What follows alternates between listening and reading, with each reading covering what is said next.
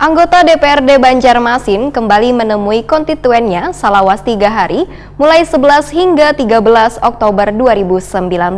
Agenda reses pertama ini digunakan wakil rakyat untuk mendengarkan permasalahan yang terjadi di daerah pemilihannya masing-masing. Salah satu permasalahan yang dikeluhkan warga adalah belum meratanya bantuan bagi orang nang kada mampu. Anggota DPRD Banjarmasin kembali menemui konstituennya Salawas 3 hari, mulai 11 hingga 13 Oktober 2019.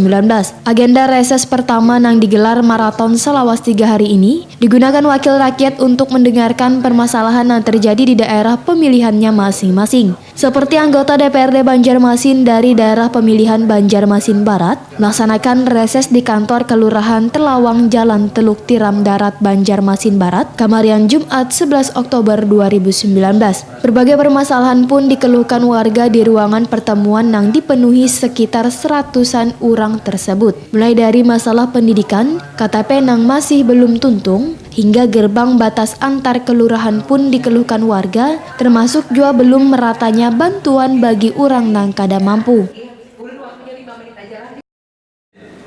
Pengurus BK juga di Kelurahan Telawang.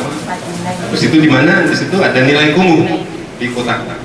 Sampai kapanpun, kalau cuma infrastruktur aja yang dijadikan ini pembangunan yang ada di Kelurahan Telawang, ini mungkin untuk memaksimalkan minimalisir kumuh tadi mungkin akan sulit tanpa diimbangi pemberdayaan masyarakat yang terdiri dari masalah sosial dan kemasyarakatan itu sendiri.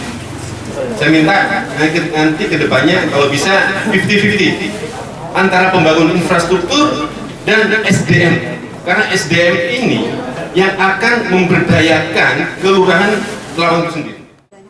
Berkaitan permasalahan dengan update data warga kurang mampu, menurut perwakilan dari Dinas Sosial Banjarmasin terus dilakukan. Bahkan hingga wayah ini sudah ada ratusan warga dinilai sudah kada miskin dihapus dari data.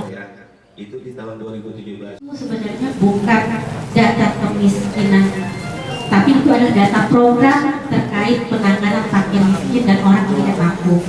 Kalau dulu sasaran program kita hanya masyarakat sangat miskin dan miskin, sekarang oleh pemerintah sasaran program kita mencakup sampai ke rentan miskin, itu Pak. Karena yang rentan miskin pun tetap perlu diberi program supaya dia tidak jatuh ke miskin. Yang kedua, karena itu Bu, Bapak, data kita masih perlu perbaikan. Oleh karena itu kami sangat berterima kasih kepada Bapak Ibu yang ada di DPRD Kota Banjarmasin karena program kegiatan perbaikan data terpadu salah satu yang diberikan tambahan anggaran. Yang tahun lalu itu kami hanya bisa membersihkan 8.000. Tahun ini atas bantuan dari Bapak Ibu, saya selaku PPTK sangat terbantu Pak. Sekarang kita bisa membersihkan sekitar 18.000 ya. Dan saya juga berterima kasih kepada kelurahan yang mau dan bersedia membantu kami menyelenggarakan musyawarah kelurahan. Kemarin Bapak datang juga ya Pak ya. Nah, kami harapkan memang peran aktif dari masyarakat untuk datang di musyawarah kelurahan untuk melakukan pembersihan data.